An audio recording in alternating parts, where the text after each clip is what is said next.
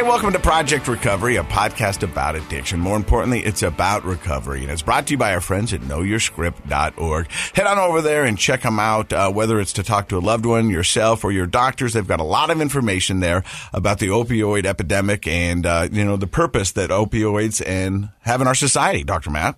They do have a purpose, and, they're still out there, and when they're used appropriately, they're helpful. But, man, they cause so many troubles. So if you educate yourself, you're going to navigate that world more successfully for you and your family. And where do you go to educate yourself? At knowyourscript.org. There you go.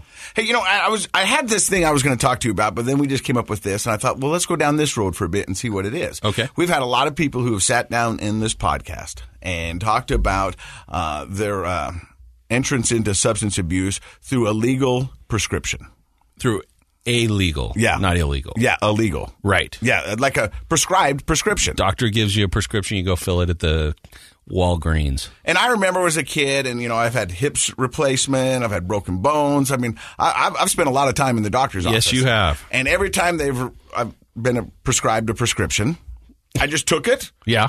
And filled it. Didn't ask any questions. Didn't ask any questions, right. Because and then went to the pharmacy, got it. They go, do you have any questions? Nope. And just took off. Goes in my mouth, right? Yeah, okay. You know what I mean? I was like, I know this. And right. I think a little of that's ego. It's also kind of if you don't know that you should ask a question. Right. Like I think sometimes they're trying to be helpful when they say, do you have any questions? But it also sort of puts you in this weird like, am I a dummy? Do I have questions? Like it just goes in your mouth. Or are they just saying it like, have a good day? Is this just something that they were taught when they got the job? Yeah. It's like, and don't forget to see if they got any questions. questions. To be honest, a lot of pharmacies nowadays train their people to give you at least some information and then say, do you have any additional questions? Because so many people are hesitant to ask any questions because we might feel embarrassed that we have a question. We may not know what questions to ask because it seems so like, well, I'm just doing what the doctor told me, so why would I ask a question? Mm-hmm. And especially with controlled substances like opioids and the epidemic that they've caused, I think a lot of pharmacies now, from what I've been told, at least at the University of Utah and other places where we have clinical pharmacists that interact a little bit more with the patients, they do a little bit of just telling you whether you ask or not. Remember, this is how you take this, blah, blah, blah, blah. Mm-hmm. Do you have any additional questions or concerns? And, I think the industry as a whole has come a long way. Oh, for sure. And doing some good things. Do we need to go a lot further? Heck yes. Sure. We do. And so go over to knowyourscript.org. They got a lot of information. Yeah, it's a good place to go. All right, where is it? It's on the web, the World Wide Web. No, where is it? The World Wide Web? No. My birthday present. Your birthday oh! Dude, did I forget your birthday? You forgot my birthday? Your birthday? It's my birthday. Today? Josh was going to remind me. I thought Leslie would text you and you'd have some Swedish fish. Well, Leslie and I do text a lot late at night. But nothing? No, she didn't tell me. What? When was your birthday? Well, it's January 30th. Well, so it's not your birthday yet. Quit putting that pressure on me. Well, I know, but this is going to come out on Tuesday. We have to pretend. Yes. You know what I mean? Missed your birthday. Man, you just blew the illusion. Dang it. Because I had this big thing thought, because birthday is a perfect time for self-reflection. I was going to give you a hug. Well, I appreciate that. Okay. I'll get it afterwards, but I'm trying to stay 6 feet away. Okay, yeah. But it's a time for self-reflection, Okay. Now, what birthday is this? You going to tell everybody, or are you one of those guys? Can't own it. 60. What am I, Dr. Matt? No, I'm 48. 48. 48 years old. That's right. And I remember being 10 years old and my dad saying, hey, what do you want to be when you grow up? My answer was simple. I knew it. Yeah? I wanted to be a lawyer who drives a diesel. That's what I always wanted to be. I wanted to be a lawyer that drove a diesel. You needed bigger dreams at 10, buddy. No, I wanted to be a lawyer. That drove a diesel truck? Yeah. Like and that the was Mack trucks? Yeah, that was just my everyday car. My dad was like, you want to drive a diesel ever? I was like, yep. I'm going to be the lawyer that drives a diesel. That I get. The lawyer part, I wanted to be a lawyer. I love to right. argue. I just thought it was cool. Yeah. And who's going to argue with the guy who drives a diesel truck every day? And that's what I wanted. Yeah. And here I'm 48. Yeah. I'm a DJ, I'm a podcaster, and I'm a marketer for a title company. You drive a Prius? And no, I drive a mom's car with a dad's bod. Okay. But that's okay. But it just, I was thinking about it on the way down here, because that's where I do most of my thinking for the podcast is on the drive down. Yeah, we don't want to overdo it. In 48 years, I've had some good years, I've had some great years, and I've had some awesome years.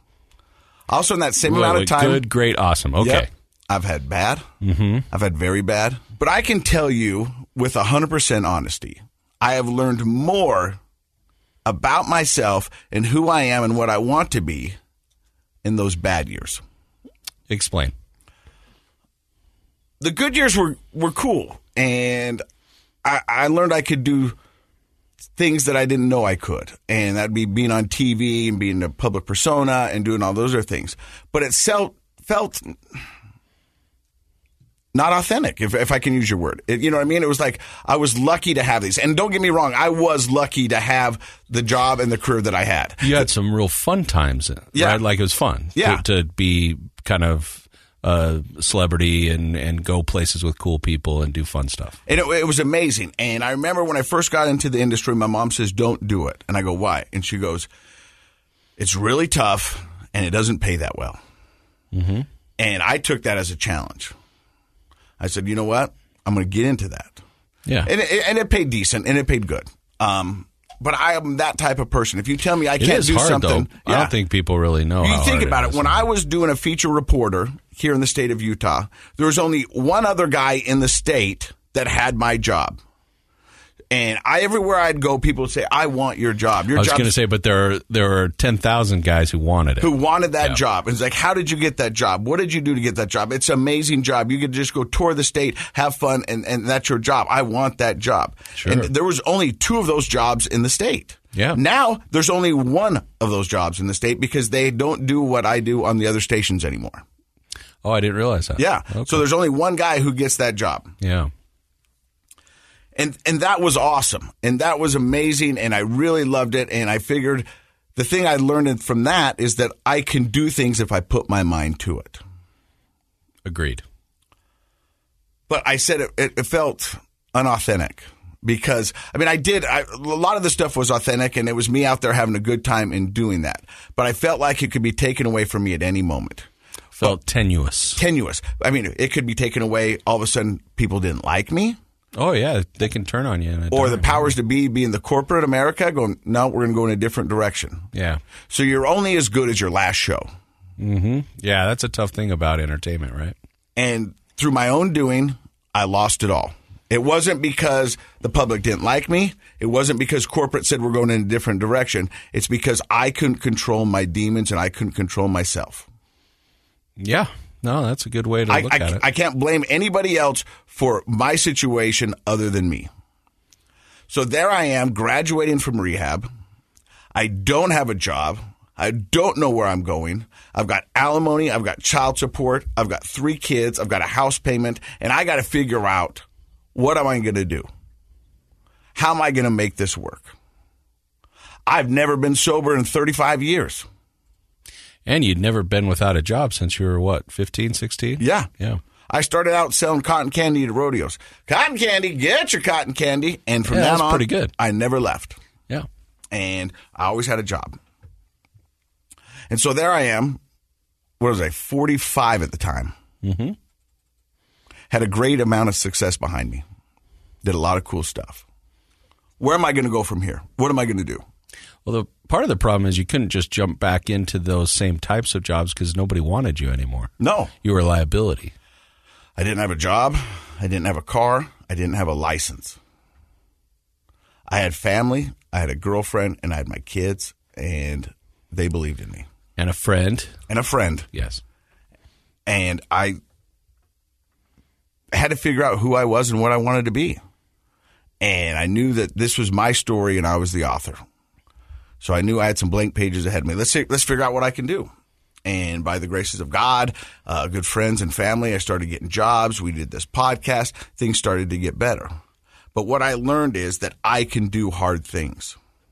Yep. That I can do that, and that I am the author of my story. For the longest time, I thought the author of my story was everybody else. I thought it was the general public. I thought it was my job. I thought it was my bosses. I thought it was my wife. And I was like, no, I'm in control of me and my happiness. And if it makes sense to me, then I'll do it. If it doesn't, I'm not going to do it. Why do you think you learned that lesson through the hard things and not the easier things?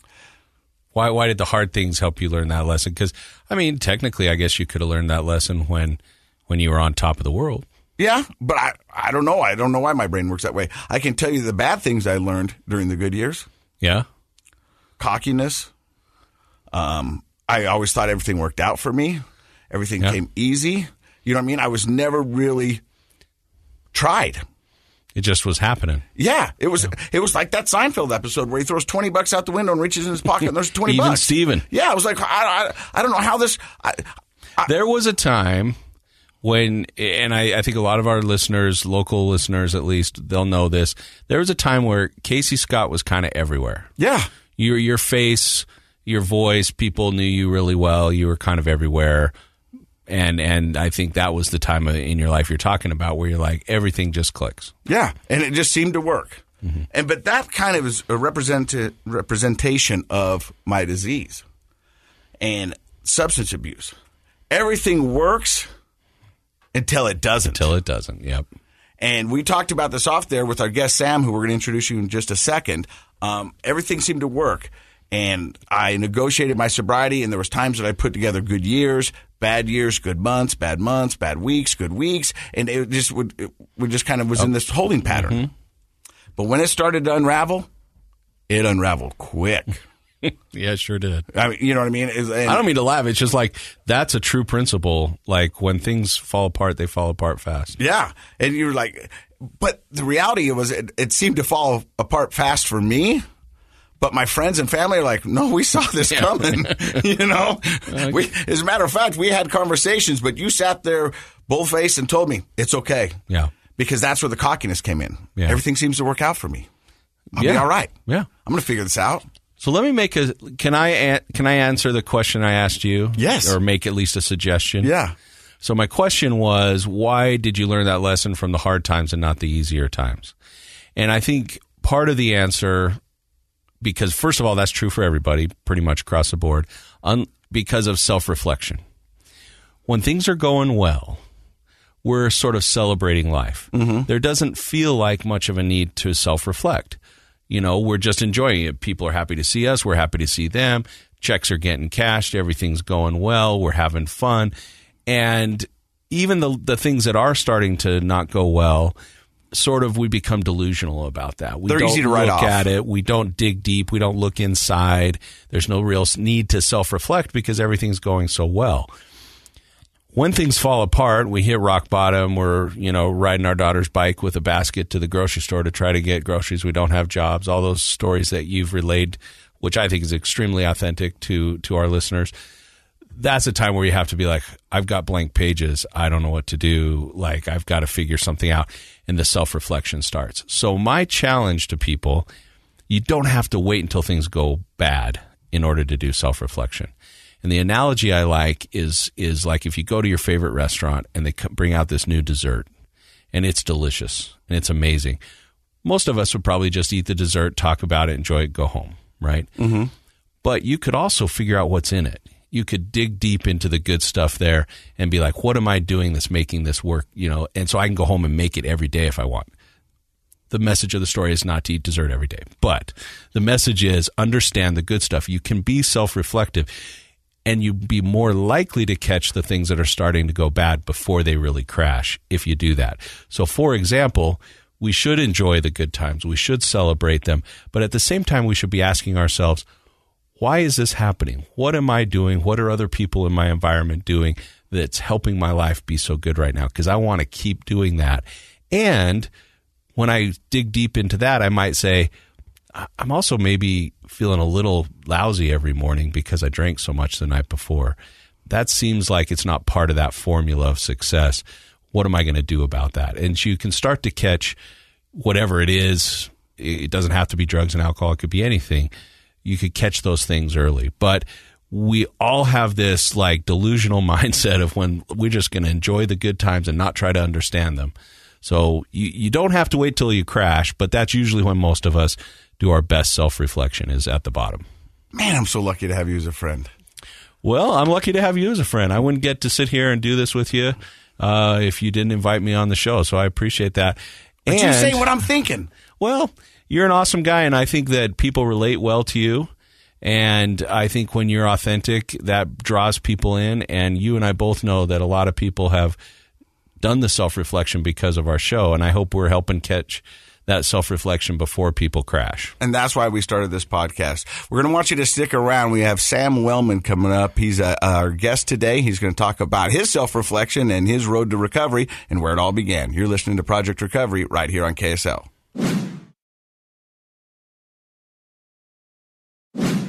Hey, welcome back to Project Recovery. I'm Casey Scott. That's Dr. Matt Woolley. He's a clinical psychologist. Our guest today is Sam Wellman. And off the air, I just asked him, how long have you been sober? And he answered in a motherly way. Yes, like a new mom. Because like when you're in recovery, the first 2 years, you count them in months. And it's just like you do with your kids. You're like, how old is he? He's 9.5 months. You know what I mean? And so you do that in recovery. How sober are you? Well, I'm 12.5 months, and everything's good. That's a good point. I never put that together. But you said 22 months. Yep. And where did your road to addiction begin? Wow, that's that was a pretty deep side. It's a hard question to answer, right? Because like I could go as far back as I wanted to and try to pinpoint what quote unquote went wrong, right? And what started to turn me away from healthy ways to deal with the problems that ultimately I dealt with in an unhealthy way, right? But I think I could probably start you right around my first year of college, 19 years old. I was at Colorado State University and didn't really have any idea what I wanted to do. Let me ask you, was that considered a party school? Why did you pick Colorado? Well, so I was living here at the time. Mm-hmm. I went to high school in Park City, and I had lived in Denver for a while. I knew I wanted to go back to Colorado, and it was a prominent enough state school with enough size, but wasn't very costly. So it kind of just like fit this bill, and I didn't realize that I was moving to Fort Collins. I'd never been there, but it's like this beautiful small town, super tight-knit community, and it was an incredible place to be if only I could take off the blinders and see it. I landed there at 19 years old, and I didn't know what I wanted to do, and I didn't want to disappoint anybody, which I thought was possible, right? And I met a group of friends in my dorm freshman year who I learned from that you can drink and do drugs more than once a week or more than once every couple of weeks. That like 3 days a week, you can party it up, right? And that was a new concept to me. I had smoked weed in hye school and I had drank in high school. And But that was only if you could get it, score it, special occasion, parents are out of town, we're going on a trip or whatever. And so it was more sporadic back then. Right. And now it's like we have one person with a fake ID, and we live in a state where marijuana is legal for people who have a fake ID, right? So we have unlimited access to this. I think the fake ID makes it illegal still, but I hear what you're saying. I got you. I'm putting myself. I'm doing method acting for the 19-year-old, right? I like it. Right? I like it. But you know, the thing is, before we get into that, is I mean, there's a group of seniors right now that one of their big decisions on which college to go is which one is a party school. Oh, absolutely. Yeah. You know, I mean, it's kind of the rite of passage. I mean, the 80s turned out nothing but movies about that. Right. You know, and that was celebrated. It was like, you know, ASU is the number one party school. And okay. There are a lot of kids do make that decision on how far away from home can I go, and is it a party school? Mm-hmm.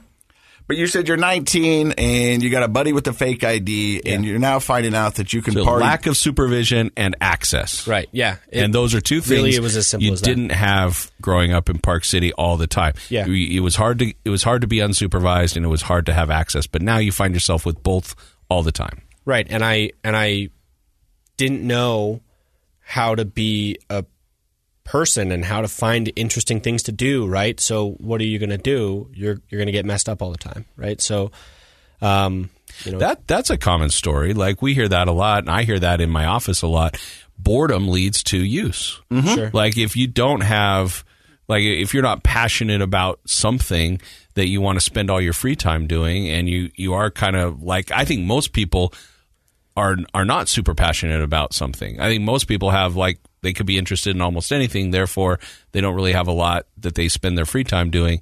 And when you're young and you've got the energy, then that can get you into some hot water. Look at it this way. When you're a young kid and people say we're going to go do something, it's normally in a college town like that, because I was part of it, it was always followed up, and we'll drink. Hey, do you want to go up the canyon? No. We'll go up the canyon and drink? Well, what would be the point otherwise, right? You know what I mean?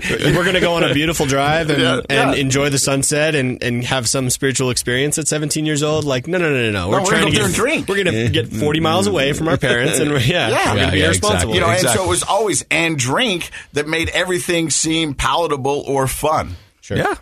Even the mundane. It was like, yeah, cool, man. Want to go sit over at the park? No. And drink? Sure, I'm in. Yeah. Okay, let's do this. Yeah. So I ended up graduating college, and the way I summarize it is I majored in psychology, and I majored in sociology, concentrating in criminology and criminal justice. I loved what I was studying, and I loved the idea that we can help people with their thoughts and their behaviors, and I was just very interested in that, and didn't realize how interested I was in the clinical side of it at that point. But I like to say that I minored in those things, and I majored in alcoholism. Like I really learned how to be an alcoholic, and how to. I found that solution to the gaping hole that was inside of me. Well, I think I took the same courses as you then. Yeah. I mean, to be honest with you, 100%. Yeah. I mean, I was doing the school so I could do the partying. Yeah, and I knew exactly the minimum amount of effort I had to put into school and still get good grades and invest all of my other time for the first 3 years in partying, right, with other people. And then eventually my senior year, I'm living on my own. I'd gotten a DUI in 2018, in the spring of 2018. So I wasn't driving. And I lived right outside of campus, right across the street from a Walgreens and a liquor store. And I started to isolate and drink on my own every day. Every day. I was terribly anxious. Were you anxious before that stress? I mean, yeah. But I had never identified it prior to then, right? And people around me started to describe their emotion of feeling, and I feel like it's the emotion of feeling excited or nervous, right, as being anxious. And like what I was experiencing was a physiological response to a lack of identity, a lack of purpose, and no sense of structure in my life, right? I had reduced the number of credits I was taking because I didn't need to take that many credits. I wasn't working. And get this, I had a little breathalyzer I had to carry around with me. And I would get a ping on my phone, I had to breathalyze. And I think the only reason I didn't end up in the hospital that year is because every day I had to at least be at zeros at some point. So you weren't driving, but you still had to carry the breathalyzer around. Yep, yeah. So It was just like the part of the supervision of my probation that was the most intensive. And I actually was given the option of doing urine testing every month for the year randomly. And I said, I'm not going to be able to do that because I already know I'm going to start drinking again, right? Like I'm sitting a week after my DUI. A week after being in jail for the first time in my life. So let me get this right. So you'd walk around, and as soon as you had to blow, you would blow, and it would say 0, 0. You'd go straight to the liquor store or straight to the... Absolutely. It's wallet, keys, phone. And for me, it's wallet, keys, phone, my little breathalyzer, right? And then eventually it was wallet, keys, phone, breathalyzer, and in my backpack was a fifth of vodka, right? So I had my 5 things. I like as soon as I was ready, like as soon as I was able to. An alcoholic 72-hour kid. Yeah. I mean, it was really interesting because you can't avoid binge drinking when you have to be able to from 9 a.m. to 9, like pretty much by 9 a.m. every morning, I had to be able to blow zeros, right? And it's just funny because it was this weird chaotic descent into chaos of into just the most unhealthy behaviors. It was the only thing keeping me from being sick enough to where I knew I needed help was the fact that I had to blow zeros every day, because I hadn't become physically dependent, right? And we'll get to that and how scary that was for me. But I hadn't become physically dependent because of that, so it was saving me from a hospital trip. But I also could only drink in a capacity where, for a certain chunk of time, and only until about 5 p.m., 6 p.m., I was drinking as much as I possibly could to get blacked out every single day. And I woke up at 3 a.m., 4 a.m., right, feeling crummy every day. But I knew that, I chugged a bunch of water, and I knew that by 8 a.m., 8:30, I was going to be able to blow zeros just in case I got pinged. So I had it down to a T, right? And we were just talking about routine. Mm-hmm. And it's like, and this is actually the first time I have ever thought of it this way, but I loved the routine. I fell in love with the routine of how I could get that fix every day. And it was like a thrill, right? It was like 6 p.m. comes along, 7 p.m., 8 p.m. I still haven't gotten pinged. And I'm thinking, okay, I'm going to have to finish this fifth of vodka in like 45 minutes. And wow. By golly, I did. The behavioral psychologist in me is going crazy over here. I'm sure. Because the reinforcement of the drinking behavior by having to wait is insane. Yeah. Like, obviously, you've recognized there was something good about that program because it stopped you from becoming super physically dependent. You couldn't just drink 24/7. Yeah. So we get that. But mentally, what's happening is nuts. Your brain is anticipating, and each hour it's anticipating, and it's anticipating, and the excitement is starting to grow and grow throughout the day to where you're right. It's become sort of this challenge, and anytime we have to wait in anticipation for something, like Casey, like when you used to introduce big bands, and like the longer the crowd has to wait, the more intense it feels in the room, and everyone's getting excited. And so unfortunately, while maybe your physical dependency wasn't growing, that was reinforcing this mental and emotional dependency on alcohol. Like, your whole day became focused on, when do I get to drink? How long do I have to drink? And the challenge of being able to get it out of your system and blow zeros in the morning, that's crazy to me. It was the penultimate irony, right? It was right. the ultimate reward for being good all day and making sure that I was sticking to compliance with my probation, was then being non-compliant with my probation, right? It wasn't like, oh, I get to go and hang out with my friends or whatever it was. Like, this didn't limit my freedom at all. But the thing I was choosing to do during my probation, and I'm not even kidding you, it was like every single day during that year of probation, every single day was drinking. And that was my reward for having managed my time well that day. Like, right? It's like this. Yeah. It's I'm learning all these, like, I'm so well routined and so good at managing all these things so that I can get to the point where I was doing the ultimate chaotic behavior of drinking into blackout every single day. Yeah. Wow, that's interesting. Yeah. So interesting when, and I'll just say this, even though I don't know that it's true. People that don't really understand how addiction and alcoholism work probably created that program, and they thought, oh, this is a great program. They have to blow, every day. And it's random, so they won't drink. When in fact, somebody who really wants to drink, it actually reinforced a horrible pattern of binge drinking. That's so unhealthy. Well, at the beginning, you said it was this descent into chaos. Yeah. But it was really a controlled descent into chaos. Absolutely. I mean, it was sort of like you always training. say. It's like game on. Oh, you're going to challenge me. Okay, let's see what we can do today.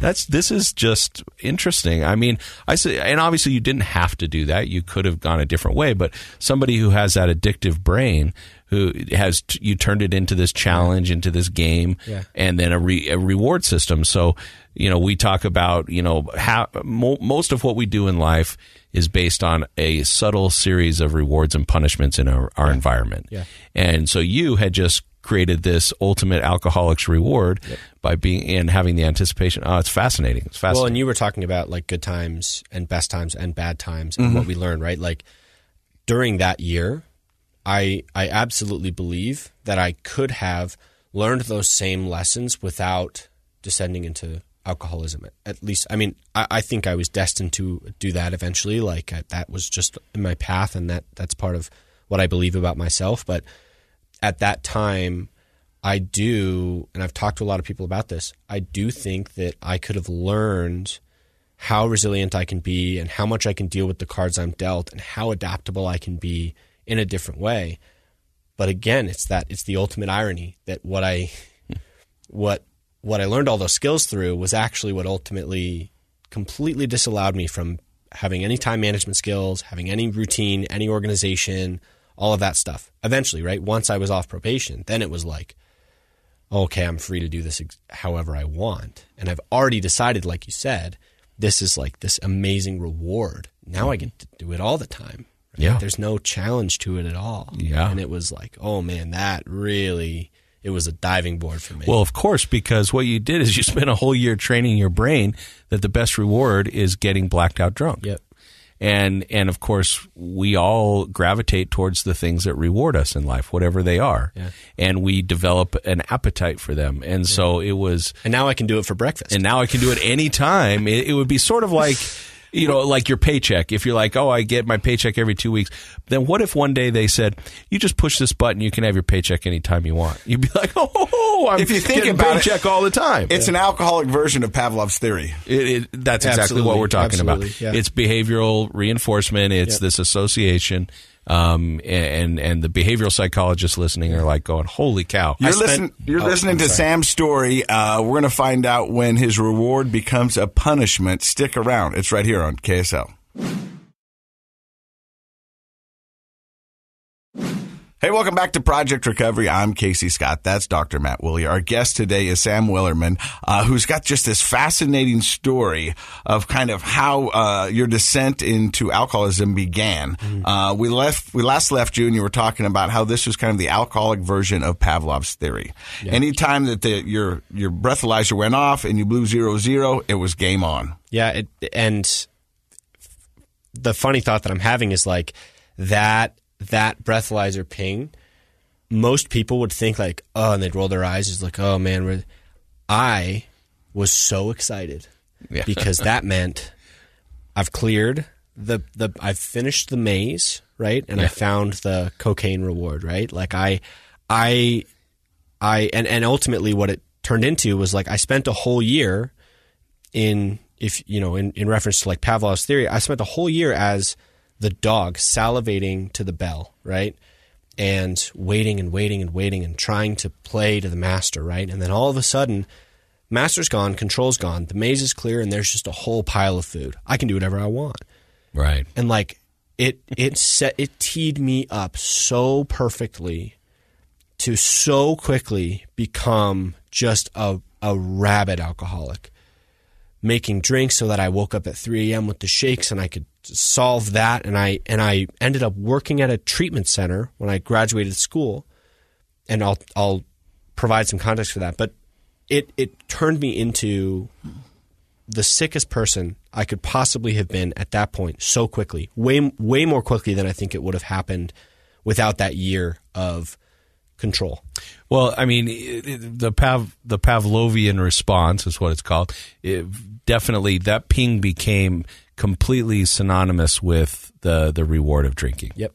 And so it was a happy, or supposedly, like you got excited and everything. And I Best think part of my day. all your dopamine, all your serotonin, everything was flowing. You were ready to go. Mm-hmm. And it's interesting. People who are listening, you ought to think about this.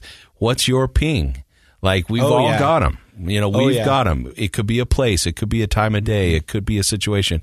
It could be whatever. But we get. It could be your Nintendo switching on. It could be, hey, welcome to Fizz. What's your order? I mean, it could be all of those things. You know, you said something that was interesting because you go, that was the best part of my day. Mm-hmm. Yeah. Best part of my day was blowing into a breathalyzer in my house that I hadn't left. I'm 22 years old.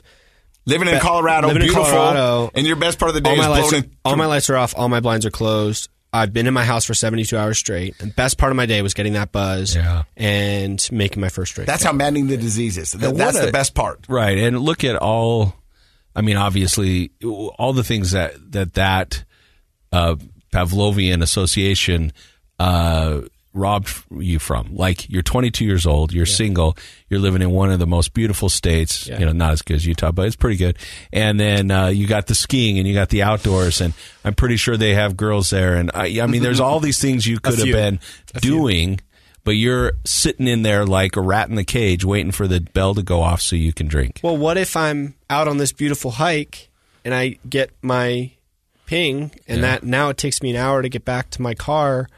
That's an hour. But you solved that with your 72-hour kit, right? You had your backpack, so. Yeah, well, and that, man, it's so crazy. Like, I think about how effective I was at maintaining that lifestyle, right? And you hear it all the time. It's like, if you put a fraction of the energy into the things that help you stay sober and healthy, as you did to satisfying your addiction and creating a world around your addictive behaviors, you will be a successful person in recovery. Oh, definitely. You hear that all the time, right? Sure. And for me, it's the ultimate, like, you think about, for 365 days straight, at 22 years old, I became a perfect time manager.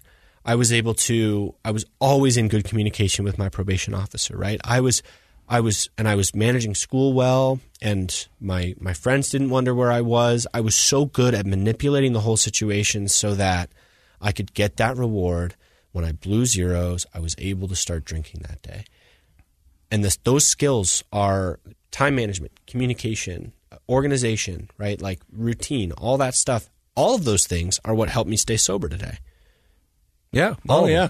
They're all great skills. They're definitely highly associated with success. Yeah. It's just sort of like you were using them for evil. For evil, not good, right? Yeah. So how does it go from drinking every day for 365s to graduation? Where do you go there, Sam? Where do you go after that? Well, rent sucks. So my parents were here in Utah still, and I said, all right, I'll go live with them and figure it out. So I was working at the restaurant I worked at during high school, and looking for jobs, right? Trying to extend this period of, I'm finally off probation. I have a bachelor's degree. I kind of want to live in this period of time where I have all of the freedom in the world right now, right? And really what it was is like the alcoholic demons inside of me trying to convince me that moving into a career and finding a different job and moving out of your parents' house, that all creates constraint in your life that won't allow you to drink as much, right? And that's really what that's what it was. But, so you had kind of found this in-between state where you could be supported. It looked like you were doing good things, but really you were just giving yourself opportunity to drink. Absolutely. Yeah. And where did I learn to do that best? While I was on probation, managing the facade of having everything together and managing my time well and all this stuff. And there are certain rewards that happened there too, because you did graduate from college and you were able to, you know, you probably were on good terms with your PO and, you know, like all those kinds of things. So you probably came back to Utah with the attitude of, I really can do it all. I am the best functional alcoholic that I could ever imagine. I can live my whole life this way. I can just live forever like this. I knew that I was an alcoholic. Like, this was more than a year before I got sober. I had already admitted to myself, like, I know that I will drink every day until I die, but I can manage it so well that I might as well. And I think that what I really was going through was I was suicidal and hopeless. Like, I didn't feel like there was any reason that I should continue living, but I wasn't brave enough to kill myself. Right? So I'll just dissociate from reality every day, forever. I'll just never live as a sober person because when I'm sober, I hate what my life looks like. But now you've got some accountability because you're living back with your parents. And so you've got other eyes on you. Does that make it tougher? No. I was very effective at, I was very effective at hiding it. I think that they knew that like something was going on. How aware were they about the probation and the DUI? Oh, they were fully involved. Okay. Yeah, my parents are. I'm always most honest with them when it all hits the fan and I need them, and then I'm never honest with them, right? At least until I got sober, right? It was like they always knew when I came to them for help. When you had to be honest. Of course. Yeah. Save me now, and then I'll lie to you about all this other stuff, right? Well, that I don't feel like, that my ego tells me I can handle on my own. But when I need you, then I'll be honest enough that you're willing to help me. But you also just completed the course that took 365 days. Yeah. So they see that and they go, well, he must be doing okay. I mean, he passed they were super proud of me. I graduated college, right? And I'm at 22 when I'm supposed to have graduated college. Hey, and right I on finished time. probation. And I've learned this invaluable lesson by staying sober for a whole year, right? Because they had no idea while I was on probation that any of that was happening.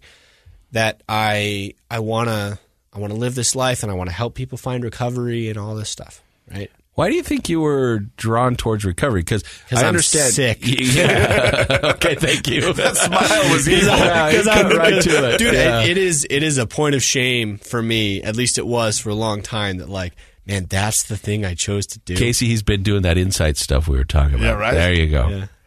So you get a job at a recovery center? Yeah. Valley Behavioral Health has a 99-bed residential campus. And man, was I a good employee. I mean, like, seriously, I was super dedicated, really, really effective at getting things done. You know, I was in a leadership position, and I was helping to manage one of the houses there. And I had 30 beds that I was pretty much solely managing the case management and administrative stuff for, and helping to cater the clinical team to them and all that stuff.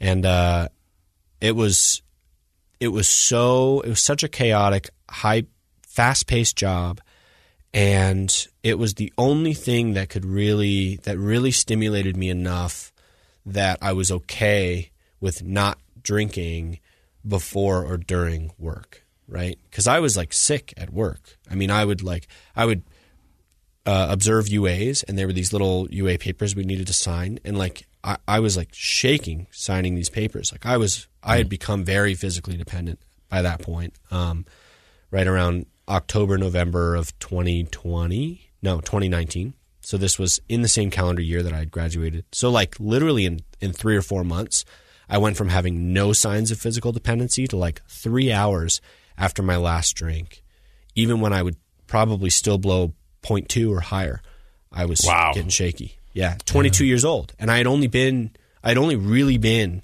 alcoholically drinking for 2 years at that point. So what did it look like once the probation was over? How much were you drinking? I was drinking 4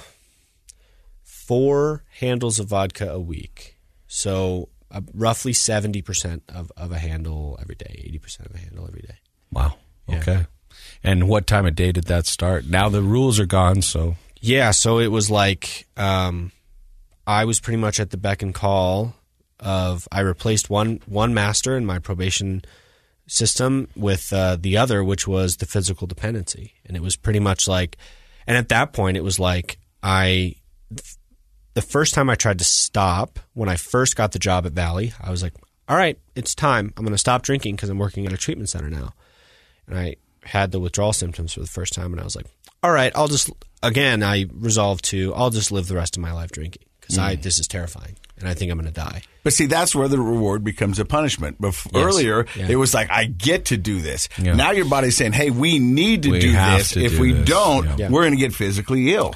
Well, and I think that alcohol was a particularly enticing, manipulative energy in my life, because once I was close enough to it that it could turn the tables and kind of show its true size and stature and power over me, it was very like, at first it was like, I'm just here for you, and you get to kind of control the terms here and all.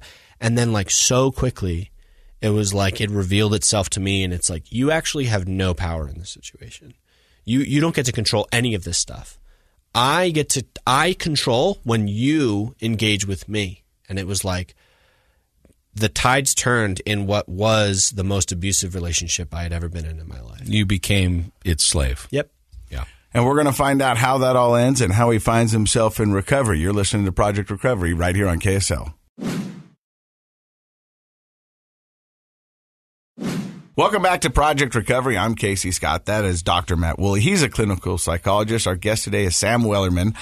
He just revealed on the podcast. Wellman. Weller sounds, I don't know, he's Wellman. But he's weller now because he's sober. That's like that. That's some gooder. Good save. Good save, Casey. Gooder English there, buddy. Yeah. Gosh, I love you guys. So you were talking about how you just found out that you were a slave to alcohol. Yeah. And this relationship had turned on you, and you had no choice in the matter. Yeah, and I was working at a treatment center, and again, it was seems to be the theme of the day that my routine was set in stone. It was, I did the exact same thing week in, week out, and it all centered around how can I manage the facade that I have, things together, and how can I drink? Those are really the only two priorities that I had. And Sam Jackson, who's in recovery, Samuel Jackson, he says, things work until they don't. And I guess in your alcoholism, things started not to work? Yeah, so there was, back then, there was this thing, coronavirus. Oh, yeah. Back in the day. COVID-19. Yeah. Right. Back in 19, before the 20, before the roaring 20s. Before the 20.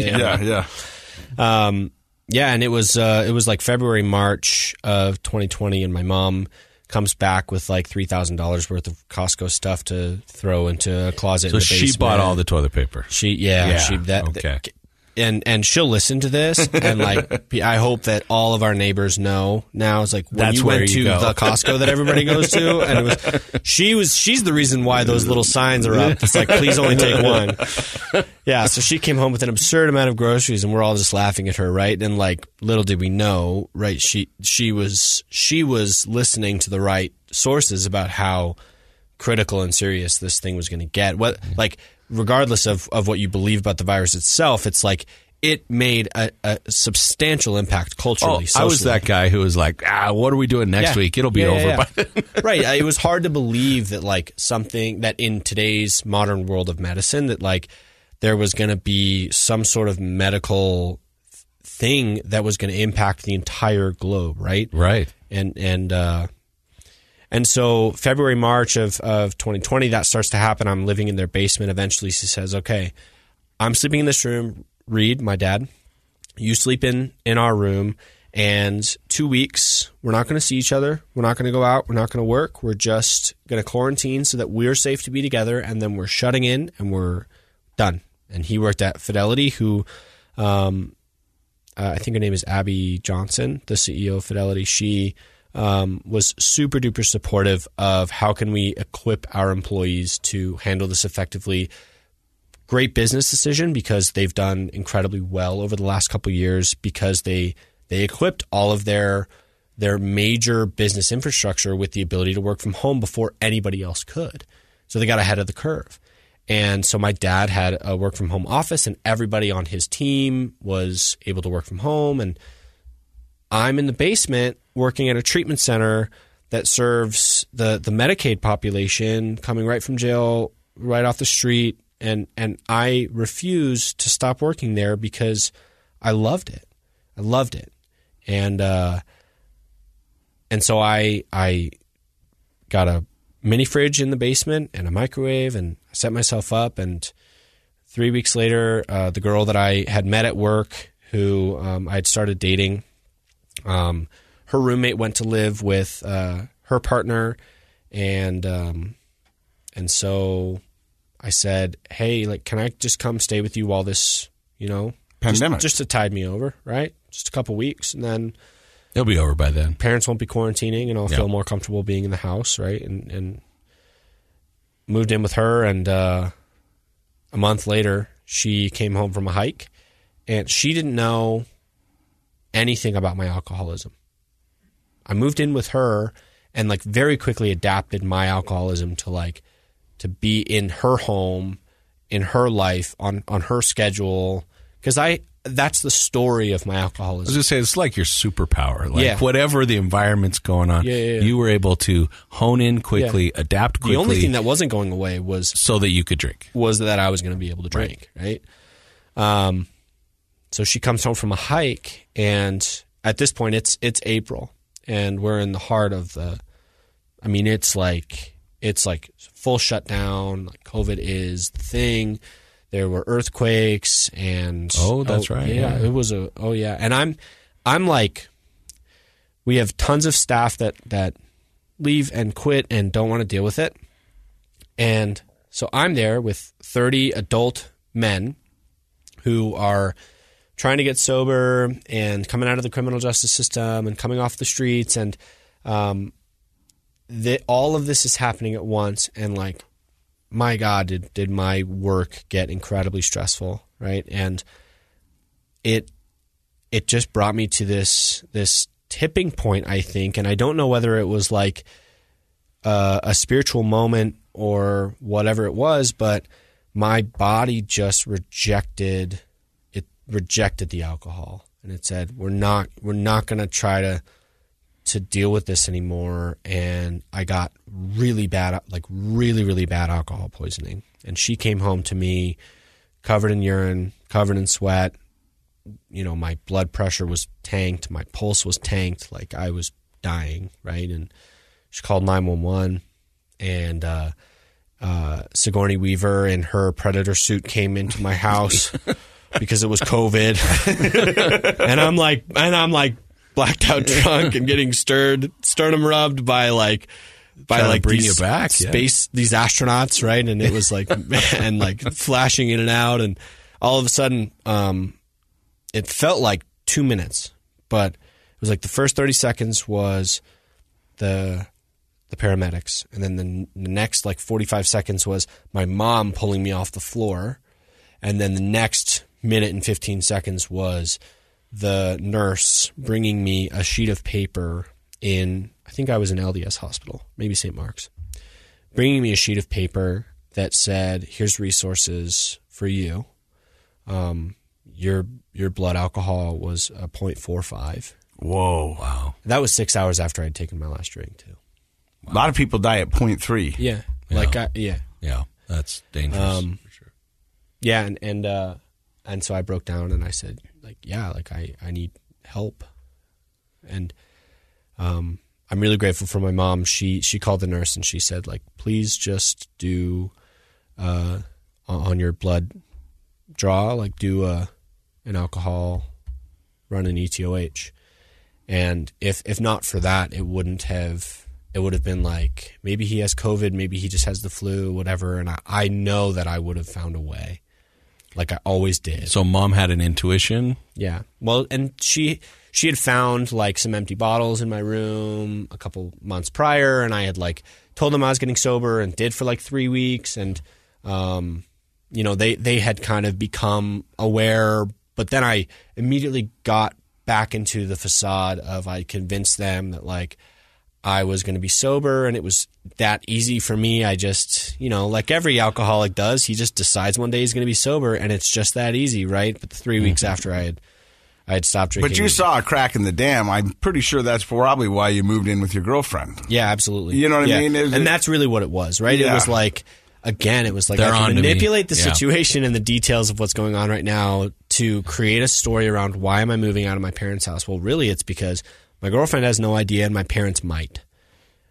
Right? And it was the crack in the dam. It's hard to ultimately really fool a mom. Because moms have that intuition, I said, like, right? They never knew. And then I was like, well, you know, I'm sure. So after you get your blood drawn and they tell you that you're 0.4 something, do you end up going into a recovery center? I go home, detoxing at home, cold turkey. I start to,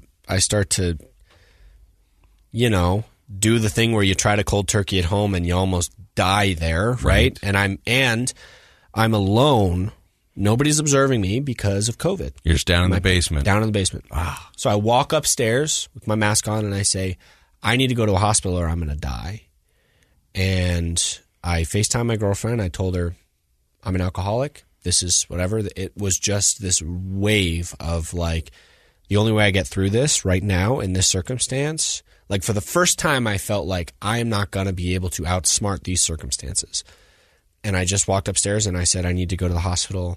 Got into uni that day. Randy Weaver got my mom in touch with Jake Forsyth, who owns Willow Tree, Pleasant Grove. And I was like, great, I'm going on vacation. This is awesome. And it just took me a while. I quit my job. I tried to quit my job. Ended up on the doorstep of Willow Tree, and I called the clinical director of residential programs at Valley Behavioral Health. Her name is Michelle, and she is one of the most incredible people I've ever met. She said, "What's going on? You don't have to tell me if you don't want to, but what's going on?" And I told her, and I was crying, and she said, "Well, you're an idiot." And I chuckled through my tears, and she said, "You don't need to quit. We'll give you leave of absence. I'll write it up. I'll get it all done for you. This is what we'll need from you, and this job will be waiting for you just in case. You're going to come out the other end of this treatment stay different, right? But like, just in case. Let's not." Isn't it great that there are people like that out there? I mean, I just got chills. Yeah. I mean, that's just people like that. I had been lying to her face, sure, and my supervisor's face for months. Yeah, given a promotion and a raise and all this stuff, like more responsibility. And he's our star guy. This is great. He's changing lives. He's incredible. And I'm in the darkest part of my life through that whole thing, and they still had the grace to say, "We still want you back. We still believe in who you are. We still believe that there's value in you coming back here, and we want to be able to support you." And went to treatment for 42 days, moved back in with my girlfriend, called my old boss, and she said, "We've got a recovery management. It's like an outpatient case management, activities management position. We want to move you into that, take you out of the residential space so that you're not in the chaos of it." And I was like, great. I worked there for probably about 7 or 8 months.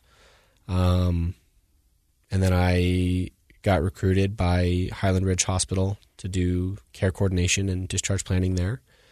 And I was still living with my girlfriend, and we were together for up until about 2.5 months ago. We had 2 dogs together. One was mine, one was hers. Moved from Highland Ridge Hospital to Fit to Recover during that time. And so to briefly tell the story of how I found Fit to Recover, I was 5 months sober, no sponsor, no program, no real sanity, right? No sponsor, no program. Like I'm like, my knuckles are still white from that period of time, right? Mm-hmm. And my friend Bailey, who I had met in the group that we were Zooming into while I was in treatment, he was teaching yoga at FTR. And 4 weeks in a row, I told him I was going to go, and 4 weeks in a row, I bailed. Finally, he said, "I paid $5. I put your name on the list. You're going to show up." And I did. And every single Sunday for the next 7 months straight, I did not miss a yoga ever. I came in and found FTR, and immediately it was, this is where my community is, and I want to be here as much as possible. And part of that is because of the way FTR was, and part of it was that I wasn't involved in AA, and I wasn't involved in really anything at that time, right? And I'm always very grateful, and I've told Bailey's mom this, that he kind of pigeonholed me into finding what has been the most impactful thing in my recovery and in my life, which is Fit to Recover. Oh, that's amazing. Yeah. And you're now doing a podcast. Now I do a podcast, yeah. It's at FTR, we have 4 pillars. We have fitness, which is kind of the central pillar of what we do. And then we have nutrition and our Food to Recover program.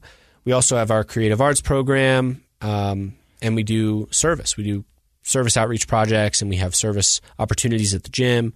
And really what that comes from is Ian Acker, our founder, who was on the podcast. Yeah. He just basically looked at, what do I like doing, and how can I serve this community and find purpose in my own life? Well, those were the 4 pillars he landed on. So my brain is always working when I'm driving, and one day it just kind of came to me. I'd been talking about doing a podcast for a little bit, and it came up with the name Pillar Talk, a play on Pillow Pillow Talk, right? Yeah. And I called Ian and I said, well, now I have to do the podcast. I came up with a good enough name that You I got have such to a commit. great name, you can't not do it. And that week, I talked to Randy Burton, who's our outreach coordinator and our membership coordinator, and I said, you want to co-host with me? And he said, yeah. We ran our test run that week, and a couple weeks later, we published those 3 weeks of podcasts, and we haven't missed a Friday, except for, I think, Thanksgiving. We haven't missed a Friday since. We're coming up on 16, 17 episodes. Awesome. Yeah. And is the format the two of you talking about different things? So I do or? interviews with different guests, and that's where we kind of get the sustainability of the podcast, because you can only listen to me and Randy banter for so long. I'm sure you guys are aware of that, right? No, we don't know anything about that. Yeah, and so we want to bring people on. Like today, we're having one of our members' moms is coming on to kind of share the perspective of what it's like to be a mother of someone who is in and out of recovery, and when to support and when to give tough love. And it's going to be a good episode. Yeah, Boundaries. And how to set boundaries. But then also, she just a couple months ago started coming to FTR, and what that experience has been like for her, and all of that. So, well, it sounds like FTR is a great place to find the community, and the opposite of addiction isn't abstinence; it's a connection, and you can get that connection at FTR. Absolutely. Dr. Matt, what are your thoughts on today's episode? Because I've been fascinated. Oh, it's been a really fun episode. Thank you so much, Sam, for coming on. I mean, I kind of, this is the best $5 spent I've ever heard of. Right. That Bailey spent $5 and got you to go there. But I'm sort of joking about it. I'm sort of not. It's like, it's the getting yourself to do something. And I hear so many times people obviously frustrated with access. It's too expensive. We can't go play. It's like, you know what? There are options out there if you're willing to go. And if you know somebody who needs to go, throw your $5 down and guilt them into getting there, because look at what it's done for you. So I think that's, I really appreciate you sharing your story. And I hope there's somebody else out there listening with kind of that idea. Like, I just need a little push. I can do it. And for those who might be white knuckling it and might be wondering, it's just impossible for me to connect with those. Just show up. Just show up.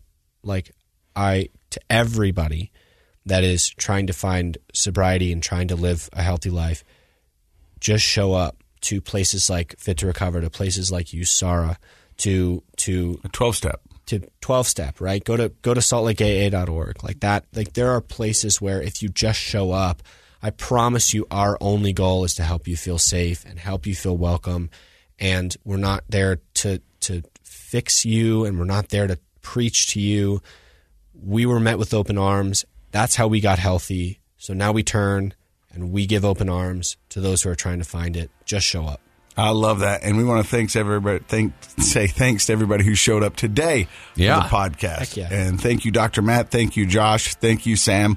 And thank you to KnowYourScript.org. Without them, we wouldn't be able to do this podcast weekly. Don't forget, Project Recovery is what, Dr. Matt? It's a KSL podcast. Yeah.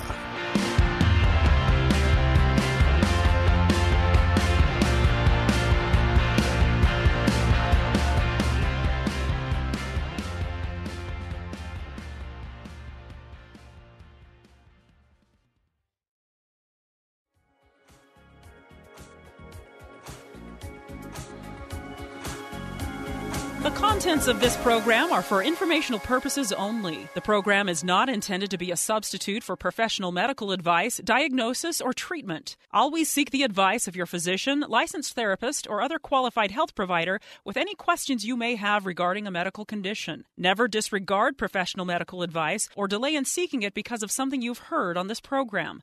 KSL does not recommend or endorse any specific tests, physicians, products, procedures, opinions, or other information that may be mentioned on the program. Reliance on any information provided on the program is solely at your own risk.